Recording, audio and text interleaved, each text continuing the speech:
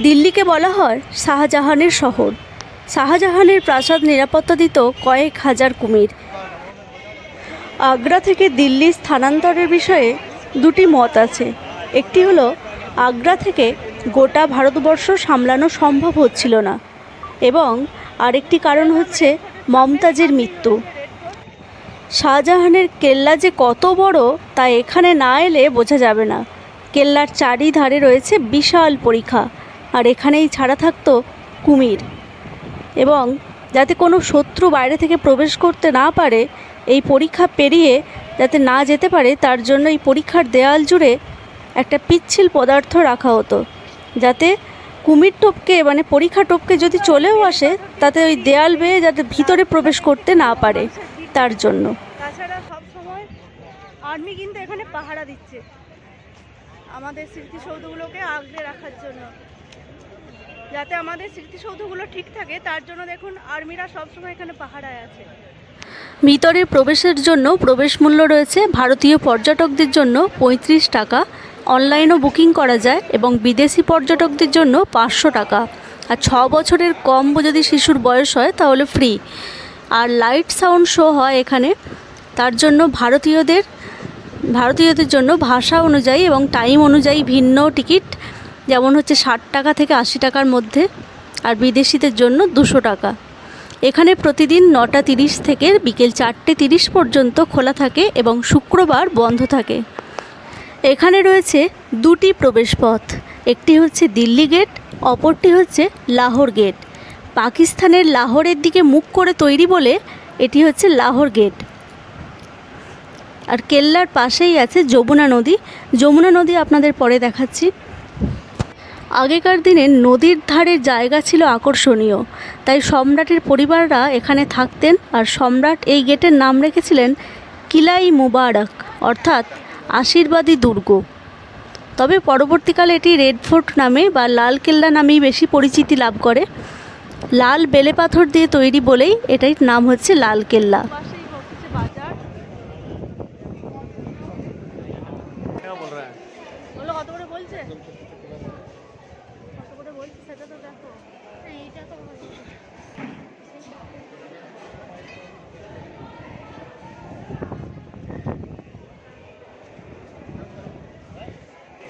এগুলো 200 করে মেটালের, এই বড়টা গিফটের পক্ষে।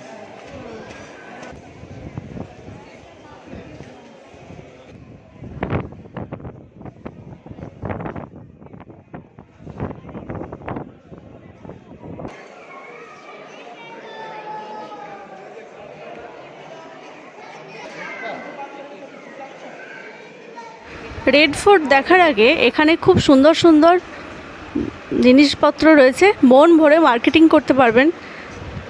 কি দারুণ দারুণ সব কালেকশান, চোখ ফেরানোই যাচ্ছে না। সমস্ত মার্বেল পাথর দিয়ে তৈরি, খুবই সুন্দর।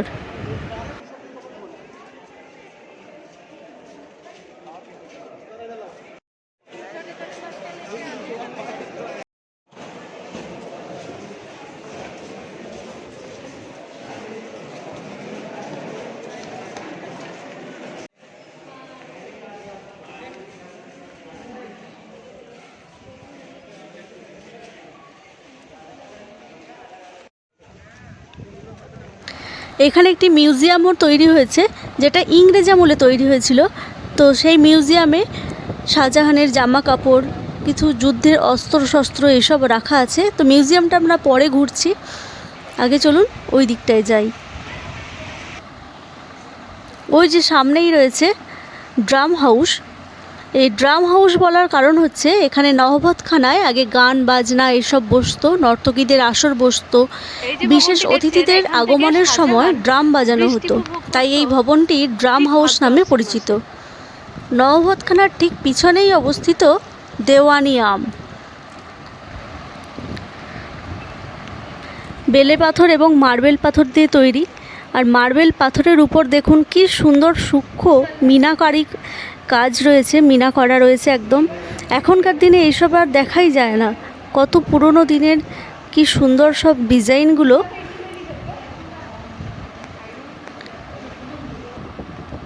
আর এর ঠিক পিছনেই রয়েছে দেওয়ানি আম, যেখানে সম্রাট শাহজাহান আম জনতার সাথে কথা বলতেন। চলুন এবার ওখানে যাই। ওখানে আম জনতার সাথে শাহজাহান বসে সমস্ত।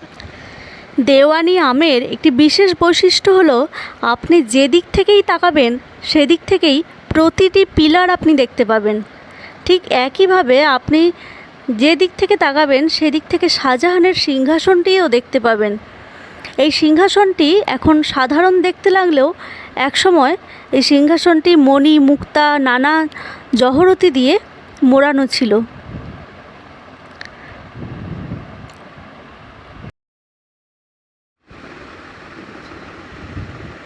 একদম দেওয়ানি আমের সামনের এই রাস্তাটা দিয়েই একসময় সম্ভাজিও এসেছিলেন, আর একসময় ব্রিটিশরাও এই রাস্তা দিয়েই এসেছিলেন।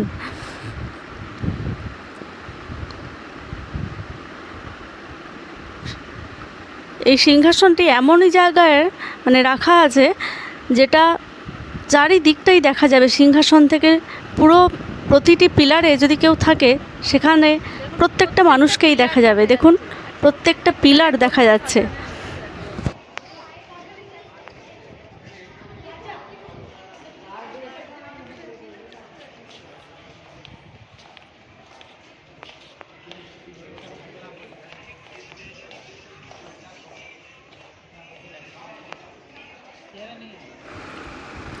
এই হলো শাহজাহানের সিংহাসন। এখন একদম অতি সাধারণ লাগছে, কিন্তু একসময় মণি মুক্তা বিভিন্ন জহরতি দিয়ে এটা মোড়ানো ছিল, যা ব্রিটিশরা চলে যাওয়ার সময় লুট করে নিয়ে গেছে। দিয়ে এসে বসতেন সিংহাসনে। সিংহাসনের পিছনে দেখুন একটা দরজা আছে। শাহজাহানের যে পরবর্তী সম্রাট শাহজাহান, ঔরঙ্গজেব, হুমায়ুন সমস্ত রাজারা কিন্তু এখানেই বসতেন।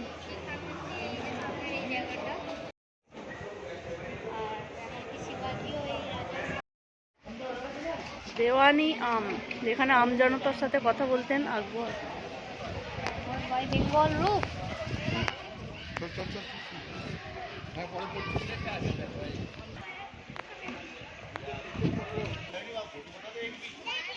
আর এই বিশাল উদ্যানকে বলা হতো হায়াত বাক্স, মানে এখানে অনেক ধরনের ঔষধি গাছ লাগানো থাকতো।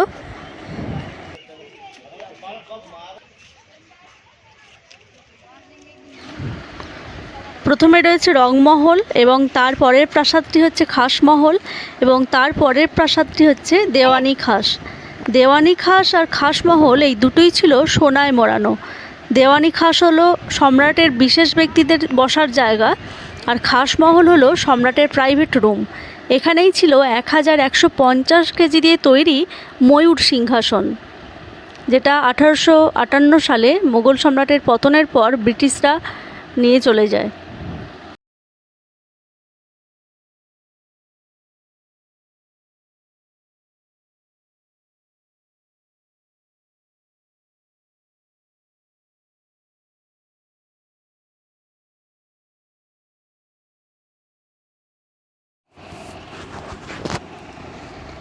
আর এর পাশেই রয়েছে রংমহল, যেখানে পরিবারের নারীরা থাকতেন।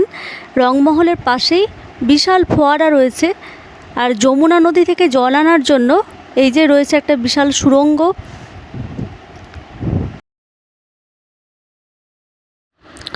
উপরের দেয়ালগুলো একদম সোনায় মোড়ানো ছিল, আগে ব্রিটিশরা নিয়ে চলে গেছে। তো এখনও কিছু কিছু লেগে আছে, সেগুলো আবার পর্যটকরা নখ দিয়ে খোঁটার কারণে ওই জন্য এখন পাহারা দিচ্ছে, এখন ওই উপরে উঠতে দেয় না। আর ওই যে পাশেই রয়েছে যমুনা নদী। যমুনা নদীর ঠান্ডা বাতাস, শীতল বাতাস বইতো, সেই কারণে এই অন্দরমহলগুলো খুব ঠান্ডা থাকতো। এটা হচ্ছে রংমহল, যেখানে পরিবারের সকল নারীরা এখানে থাকতেন।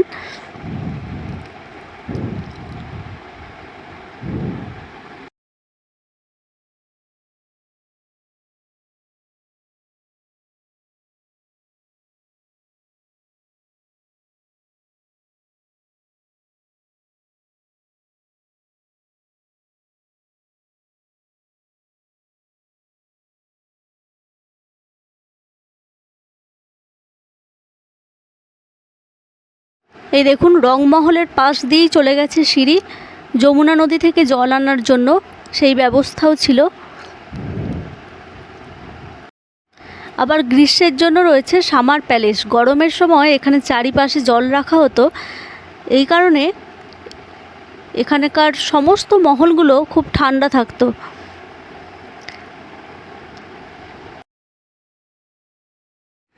এখানে আরও দুটি মহল রয়েছে, একটি হচ্ছে হীরা মহল আর একটি হচ্ছে জাফর মহল।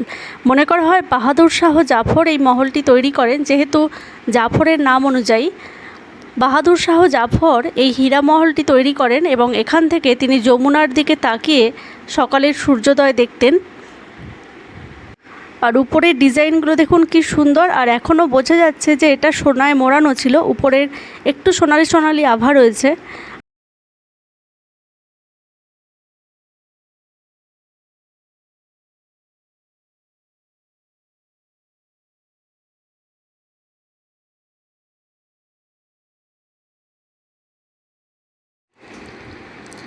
এরই ঠিক পিছনে রয়েছে মতি মসজিদ। আওরঙ্গজেব নির্মাণ করেন, পিতাকে বন্দি করার পর এটি নির্মাণ করেন। আর এখানে একটি বিশাল কুয়ো রয়েছে, যেখানে সিঁড়ি দিয়ে বেয়ে নামতে হয়, বিশাল আকৃতি কুয়ো। আজও শোনা যায় নাকি এই কুয়ো থেকে জল পাওয়া যায়। কুয়ো যেখানে, আর এর ঠিক পিছনেই রয়েছে বিশাল আকার কুয়োটি, সিঁড়ি বেয়ে নিচে নামতে হয়। এখনও শোনা যায় নাকি এখানে জল পাওয়া যায়, এখান থেকেই জল সরবরাহ করা হতো।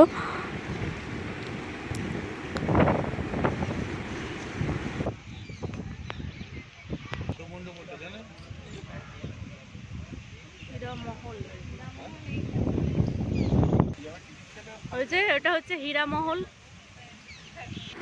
আর এই যে দেখুন জল রাখার কিরকম ব্যবস্থা ছিল, এইরকম চারিপাশে জল রাখা হতো যাতে মহলগুলি খুব ঠান্ডা থাকে, এমনকি বৃষ্টির জলটাও এখানে সংরক্ষণ হতো, ঠান্ডা থাকে, তার জন্য এই যে এরকম করা আছে, চারিপাশে এইরকম তৈরি করা।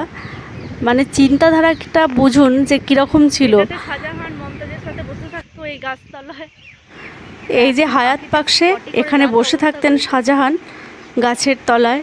চারিদিকে দেখুন জল জমিয়ে রাখার জায়গা, বিশাল এই বৃক্ষ, বোঝাই যাচ্ছে এটা কত বছরের পুরনো। সমস্ত মহলগুলো দেখে নিলাম বাইরে থেকে, যেহেতু ভেতরে ঢুকতে দিচ্ছে না তাই বাইরে থেকেই দেখে নিলাম। এরপর আমরা যাচ্ছি মিউজিয়ামের দিকে। মিউজিয়ামটি অবশ্য শাহজাহানের আমলে তৈরি নয়, এটা পরে তৈরি করা হয়েছে ব্রিটিশ আমলে। এই যে সেই মিউজিয়াম।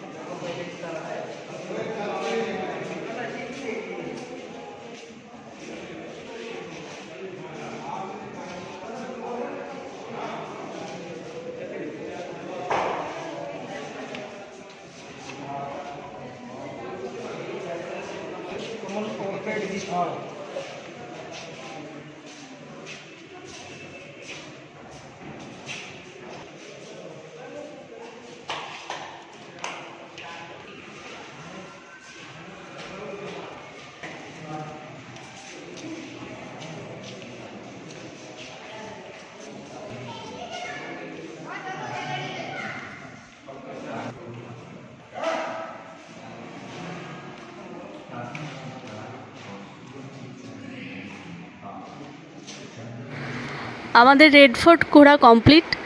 ভিডিওটি কেমন লাগলো অবশ্যই কমেন্টে জানাবেন, ভালো লাগলে লাইক কমেন্ট সাবস্ক্রাইব করবেন। আর আমরা বাইরে এসে এই যে রাজমা চাউল খাচ্ছি, খুবই ভালো ছিল খেতে। আর কুলচা নেওয়া হয়েছে, দারুণ, ট্রাই করতে পারেন। এটা খানিকটা নানের মতো। আর এই যে বাইরেই রয়েছে চাঁদনি চক বাজার, চাঁদনি চক মার্কেট, রেড ফোর্টের ঠিক সামনেই। তারপরে মেট্রো করে চলে এলাম দিল্লি স্টেশন।